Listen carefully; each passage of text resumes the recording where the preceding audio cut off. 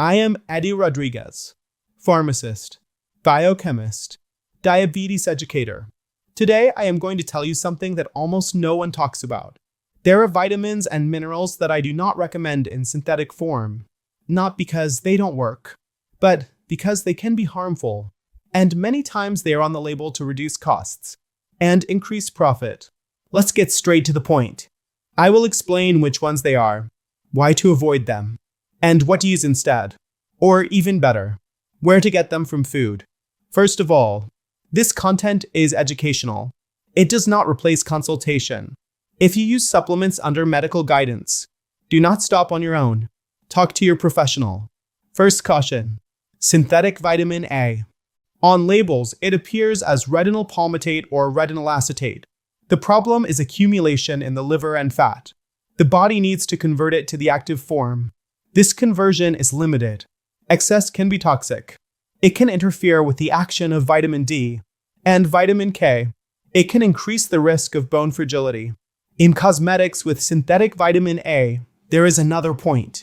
Ultraviolet radiation changes the compound on the skin, and that's not good. The better approach is to eat natural sources of vitamin A, egg yolk, liver, fish liver oil, and colorful vegetables help with natural carotenoids, always within a balanced diet.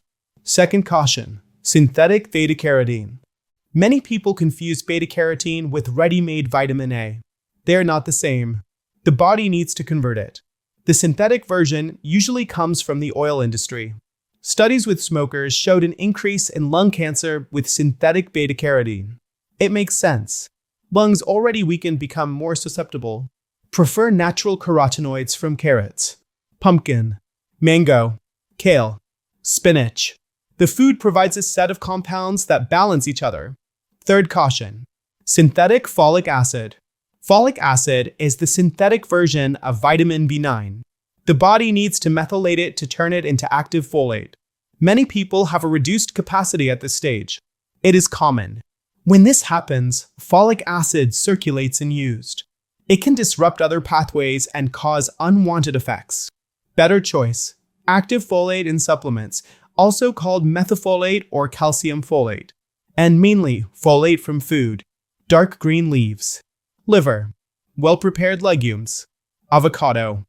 Fourth care, vitamin V dose in the form of cyanocobalamin. The name already indicates a problem. It carries a cyanide molecule.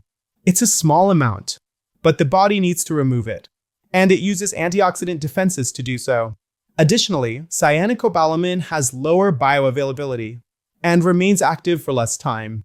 The best forms are methylcobalamin and adenosylcobalamin, and the best source is the plate. Meats, eggs, dairy products for those who consume them. Vegetarians need special attention. Supplementing in the correct form helps a lot. With guidance. Fifth care, calcium carbonate. It is the cheapest calcium. It looks like chalk.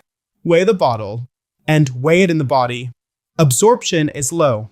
Excess can deposit where it shouldn't, arteries, kidneys, tissues. In real food, calcium never comes alone. It comes with other minerals and with milk proteins when tolerated. Prioritize natural yogurt, cured cheese in small portions, fermented milk, and vegetables that also provide calcium with better balance, broccoli, kale, sesame. And remember, calcium and magnesium work together. Balance is key. Sixth caution, iron in the form of ferrous sulfate. Excess iron is corrosive. The body hardly eliminates it. In men and women after menopause, the risk of accumulation is higher. There is also a genetic condition called iron overload. It is more common than you think. Extra iron in supplements and enriched flours worsens the situation. If there is anemia, investigate the cause. Correct the diet. Well-prepared meats, liver, natural vitamins C alongside meals to improve absorption. Iron supplements only with indication, and with the right form for each case. Seventh caution, magnesium oxide. Magnesium is essential, but the form makes all the difference. Oxide is barely absorbed, and it pulls water into the intestine. Result, diarrhea and loss of electrolytes. The person thinks they are replenishing, but they're losing out. Better absorbed forms are glycinate, malate, and threonate. Each has a different focus. Glycinate is usually well tolerated. It helps with sleep, muscle relaxation, and does not loosen the bowels. Eighth caution. Vitamin D in the form of ergocalciferol, this is vitamin D2, produced from fungi exposed to radiation. Transport in the blood is worse. Binding to carrier proteins is weaker, and conversion to the active form is also less efficient. The preferred form is cholecalciferol, which is vitamin D3. Even better, sunlight at safe hours. Arms and legs exposed for a few minutes, along with a lifestyle that promotes liver and kidney health, which are the organs that activate this vitamin. Ninth caution. Omega-6 added as linoleic acid. Most people already consume excessive omega-6. It comes from refined vegetable oils, ultra-processed products, and fried foods. This excess promotes inflammation and disrupts the balance with omega-3. Supplements that add more linoleic acid only make it worse. The priority is to reduce soybean, corn, sunflower, and refined canola oils and increase natural sources of omega-3. Fatty fish, sardines, mackerel, wild salmon when possible, free-range chicken eggs, flax seeds, and chia seeds for those who do not consume fish. Always remember that plant conversion is limited. 10th caution. Excessive and isolated copper intake. Copper is an important micromineral, but the dose makes the poison. In excess, it becomes pro-oxidant.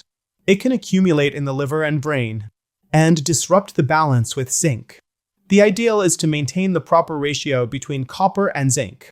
Generally, we consume little zinc and too much copper from processed foods. The better approach is to eat natural, balanced sources.